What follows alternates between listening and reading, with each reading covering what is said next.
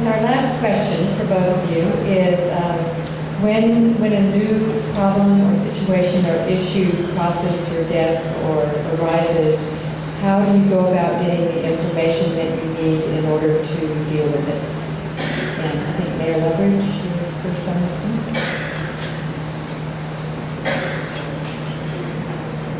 In some ways, it all depends on what issue and problem is brought to you. Earlier this week, I had a fellow came to see me who runs a body shop. He says he has a 2007 Toyota Camry. He wants to give it to somebody at Thanksgiving. The question is, who to give it? Small, interesting kind of puzzle. I brought my staff in, we talked about it. Out of that discussion came, maybe we need to look at the Riverside County Volunteer Center. I talked about MENEF. We sort of figured out a process where we can kind of identify a deserving person who might benefit from having I use that by way of illustration, but you look at the problem and then bring to the table people that you need. Sometimes you call people up, sometimes you bring people into your office, sometimes you discover answers in what you read, sometimes it's looking for best practices. But if I have anything that's characterized my own tenure as mayor, it's been bringing people to the table, listening, trying to identify the best possible ideas, putting them together, and then making them happen.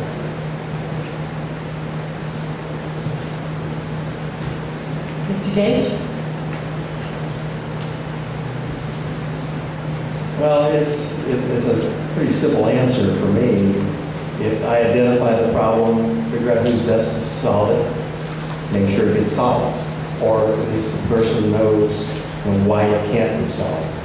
The mayor certainly had a good answer, and I'm a business person. If I have a problem that comes up that needs to be dealt with right now, I operated that way when I was in the city council. For those Third Ward residents know if you call and you had a problem, I'm going to figure out how to get it done.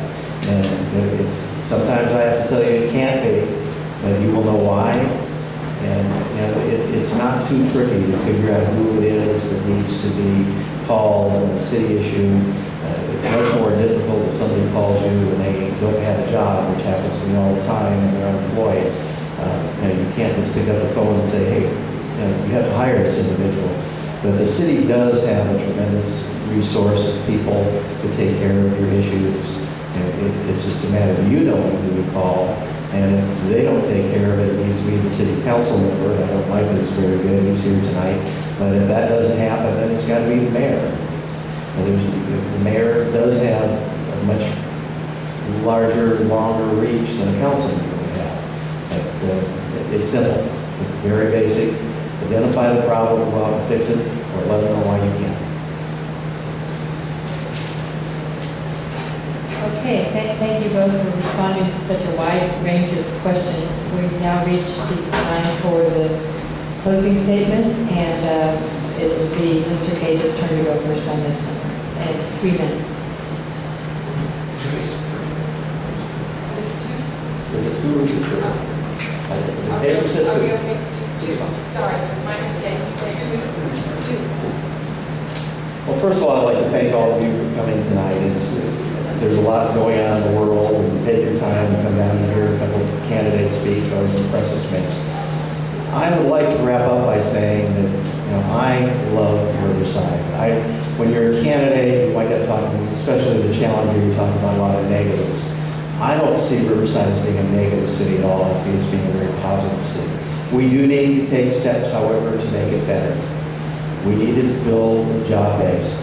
That has to be the key. And yes, we have more people working here that are probably going out of town, but the people working here are working in retail and working in blue-collar jobs. If you take a look at the freeway in the morning, and I jump on it just to go about a mile or two, the cars heading towards Orange County and Corona are Lexuses, Cadillacs, really nice things. If you take a look coming back the other way, you're seeing the labor force in their old cars. And we need to upgrade that. We need to have the good jobs here. I want to see the people driving from Orange County or San Diego or Los Angeles and Riverside and instead of us driving there. Quick story, when I first started the business 33 years ago, I was in the Central Plaza building across from the plaza. In that building at the time was Industrial Indemnity and Ohio Casualty. Both moved out of Riverside because they had no place to go. They had about 100 to 150 employees each. My understanding from a recent conversation, they both have over 5,000 employees currently. Allstate had their regional office in Riverside over at Fairmount Park, 500 employees. That office was moved to Pasadena, and the last I looked, they had 9,000 employees. And we need to bring companies like that back. I would benefit, you would benefit. I mean, when those companies left Riverside, they stopped hiring people from me, and it cost me a lot of money. And they're just a small sampling of what's happened. We need to rebuild that and bring back companies of that size and the level of jobs. And it can be done, and we have the people there.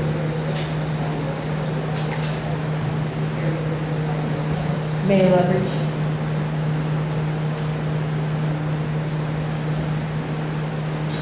Art, and saying thank you for coming, for staying. Art, I thank you for the kind of civil discourse. It's good if this kind of discussion took place and forums across the country. I have stood for election now 9 times in Riverside. I deeply appreciate the support from so many people in the years I've served as mayor and as council member from Ward 1. I'm honored and excited every day as mayor. I find it an opportunity to make a difference for people and for the community. And I think despite exceptionally difficult economic times, great things, historic initiatives are taking place in Riverside. They should continue. I remember when I was first in graduate school, I had a professor say, you know, at the state and federal level, you could say good things are happening, you can't tell. At the local level, you could take a measure yourself. I would ask, you looked at the city of Riverside and asked how it's doing despite this extraordinary difficult economic times. Mayor has 3 roles, and I think it should be judged accordingly. First is to be a good facilitator. I'm proud of the stability at City Hall and the support I receive from council members. I worked hard to bring elected, appointed officials and the community together to come to the table. Secondly, the mayor must be a good ambassador, representing the Riverside agencies and groups within and outside the city. If re-elected November 3rd, I will be in 2010 president of the National League of Cities, the first leader from California since Tom Bradley in 1974. Third, I also serve on, among other things, the South Coast Air Quality Management District. And for any of those who remember air in Riverside the way it was in the 60s and 70s, look at now, we've come a long way. We still have a way to go. We've come a long way in terms of clean air. And third, the mayor should offer policy initiatives and see them through. And I take pride in Riverside Renaissance, Smart Riverside, Arts Innovation, Clean and Green, 311. In the state of the city, identify goals for the civic agenda. For now, I agree with Art in this, that economic development must be our most important goal. I look forward to kind of partnership with others. Success is going to depend on our social capital. Future of the Inland Empire, our future goes beyond logistics and manufacturing, goes beyond cheap dirt. Future should be one of a major office place of education, judicial, retail, medical center. If I might take the final time, thank you very much.